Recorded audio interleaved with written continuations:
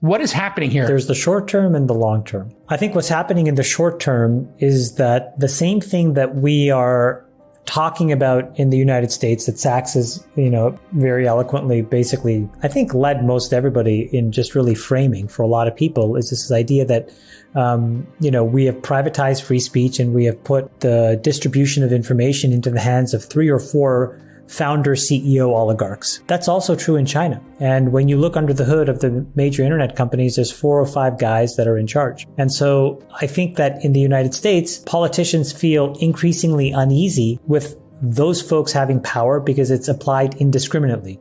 Trump gets banned, Trump may not get banned, this person gets distribution. This article is considered misinformation. That article is considered disinformation. This article is suppressed. It's a dangerous place to be. And in China, they were just like, enough's enough. So I think the short term, as it relates to the internet companies, was basically a realization that we are not going to allow any more devolution of power from the Chinese Communist Party to and into the hands of these internet entrepreneurs. So that was sort of like the... So it's a move out of fear. They're scared they're going to lose their power base. Not scared. I think they're just smart and they were like, we're not going to allow this to happen. So they don't have to deal with Section 230 or any law like that. I think it was just a realization that we want them to understand who is boss.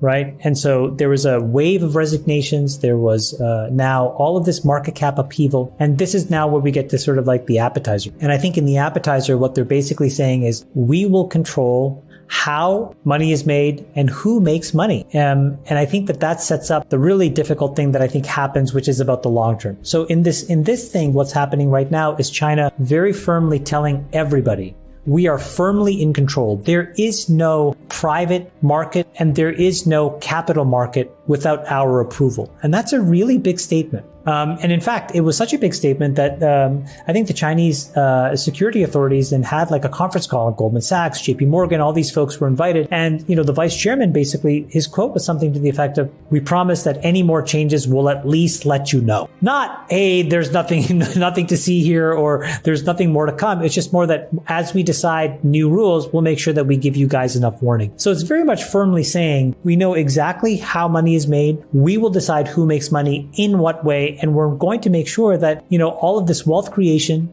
happens under terms that we define. And I think that the setup for the long term. The long term in China is complicated. It is an enormous demographic time bomb. We've talked about this before. By the end of 2100, China's population will shrink from 1.2 billion people down to about 700 million people, right? So they had very progressive, quote unquote, under their framework, laws of one-child policy to basically make it economically viable in the 60s and 70s. There was such a number of people. Those people were able to get great jobs in the, 80s and 90s and 2000s. And now they've realized, oh, wow, we made a huge miscalculation because now there is just not enough people. And so China's going to shrink. And I think that, honestly, I think Xi Jinping probably thinks the simplest way to solve this is to basically nationalize a lot of the economy over time. And so if I was a betting man, which I am general, but I'm not in China because I just don't understand the market. It's super complicated. It's a rigged casino. It's a stupid place to bet. I'm not going to say that. I just think that I don't know the market. Well, I mean, if they change the rules of the game. Well, hold on. Let me just finish what I was saying. I think that what we're starting to see is the beginning of nationalizations. And I think it's going to start in technology universe because those are the critical assets that the Chinese need to own for the future. But there's no more game in terms of building companies and investing in China. Like, how is the West ever going to trust? How is Goldman Sachs or Sequoia, launching a venture firm there, or retail investors or hedge fund investors? How are they ever going to want to participate in that market? So look, for example, when you invest in China, right, or if you set up a fund, there are 2 pools of capital, right? There's the local renminbi denominated investment vehicles, and then there's the US dollar denominated investment vehicles. And they do that to segregate where the capital comes from. So it's not too difficult for the Chinese government to basically say, you know what, I'm going to actually make a constraint on dollar inflows so that, the renminbi denominated investment funds that are from Chinese investors into Chinese companies needs to be above a certain percentage, call it 2/3. Right? Or call it 80%. They can make all these decisions because these are all just rules that are completely under the control. So I think that people who don't think this is going to happen are probably not looking at the setup. The setup seems to be directing itself towards that outcome. And by the way, it makes sense for what Xi Jinping wants to do from his perspective. But that's not my question. My question is, why would Masayoshi Son or another entity ever invest in China again? Because you look through the risks and you got completely enamored by the population and the TAM. But what I'm saying now is, well, why would they do it again? Or are they not going to do it? No, but there are boundary conditions that would say that even before this, you would have had to reconsider. The population is shrinking. There's a different demand side pull that's happening, right? Older people need different kinds of services than younger people. There's not enough younger people. There's too many men. There's not enough women. So there's not enough couples.